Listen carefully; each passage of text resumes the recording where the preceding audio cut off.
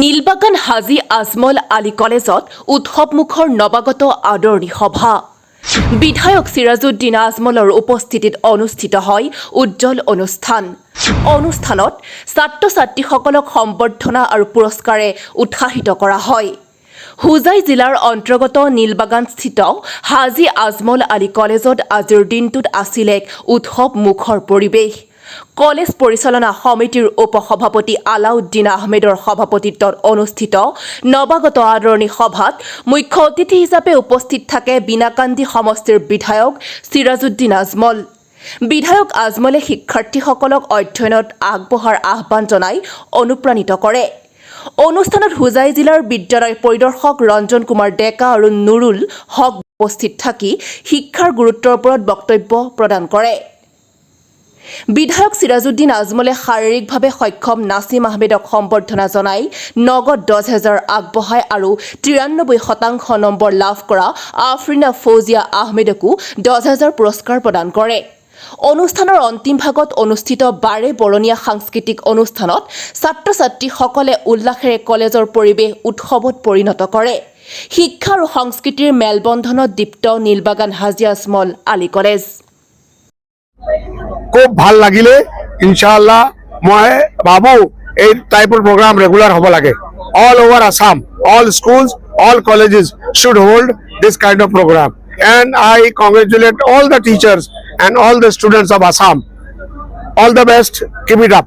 মই লৈ থাকো আৰু লৈ থাকিম ইনশাআল্লাহ। এইটো মোৰ hobby all encourage students and teachers always. I have no words. I'm feeling so nice, so happy. I have no words to describe it. Okay, thank you.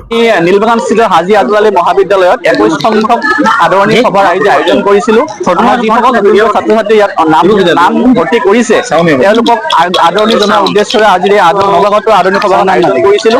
আৰু এই সভাখনত মুখ্য অতিথি হিচাপে যোগদান কৰিছিলে বিনাকান্দি সমষ্টিৰ সন্মানীয় বিধায়ক মহম্মদ সিৰাজউদ্দিন আজমল সাহেব, ট্ৰাষ্টি অফ আজমল ফাউণ্ডেশ্যন। তেখেতে আহি আমাৰ ছাত্ৰ-ছাত্ৰীসকলক তেওঁৰ খাৰুৱা ভাষাৰে উদগনি আৰু উৎসাহ যোগাইছে। আৰু তেওঁ বিশেষকৈ আমাৰ এগৰাকী ছাত্ৰী তেখেত যোৱা বছৰ আমাৰ বিদ্যালয়ৰ ফালৰ পৰা চেণ্টাৰ টপাৰ হৈ পাছ কৰিছিলে। তেখেতক এই অনুষ্ঠানতেই তেখেতক 10,000 টকা এটা এৱাৰ্ড তেওঁ ঘোষণা কৰি লগে আদায় দিছে।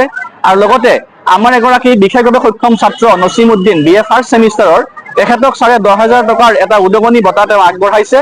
গতিকে তেখেতৰ যি সাৰুৱা মন্তব্য তেওঁ যি আগবঢ়াইছে এই মন্তব্যই ছাত্ৰ-ছাত্ৰীসকলক বিশেষভাৱে তেওঁলোকক উৎসাহ যোগাইছে একোজন ভাল মানুহ হোৱাৰ দিশেৰে আগবঢ়াৰ ক্ষেত্ৰত। লগতে MLA মহাশয়ে তেখেতে দুটা এৱাৰ্ড তেওঁ ঘোষণা কৰিছে যে আজমল এক্সেলেঞ্চ এৱাৰ্ড। যিসকল ছাত্ৰ-ছাত্ৰীয়ে পৰীক্ষাত ভাল ফলাফল দেখুৱাব, এজন ল'ৰা আৰু এজনী ছোৱালীক দুটা তেওঁ কেছ এৱাৰ্ড হিচাপে ঘোষণা আগবঢ়াইছে। আৰু এইটো তেওঁ কৈছে যে এইটো আজমল ফেমিলিৰ ফালৰ পৰা আগবঢ়োৱা হ'ব। অকল একমাত্ৰ হাজী আজমল আলী মহাবিদ্যালয় বুলি নহয়, তেওঁ সমষ্টিৰ অন্যান্য স্কুলৰ ক্ষেত্ৰতো এই কম্পিটিশ্যনটো তেওঁ আয়োজন কৰিব। আৰু লগতে ছাত্ৰ-ছাত্ৰীসকলক তেওঁ বিশেষভাৱে উৎসাহ দিছে যাতে অসমৰ লগতে ভাৰতবৰ্ষৰ লগতে বিশ্বৰ বিভিন্ন অনুষ্ঠানসমূহত যোগদান কৰি যাতে তেওঁ সমষ্টিলৈ অসমৰ বা ভাৰতবৰ্ষলৈ সুনাম কঢ়িয়াই আনিব পাৰে। এই ক্ষেত্ৰত ছাত্ৰ-ছাত্ৰীসকলক বিশেষভাৱে মনোনিৱেশ কৰিবৰ কাৰণে তেওঁ অনুৰোধ কৰিছে ছাত্ৰ-ছাত্ৰীসকলক।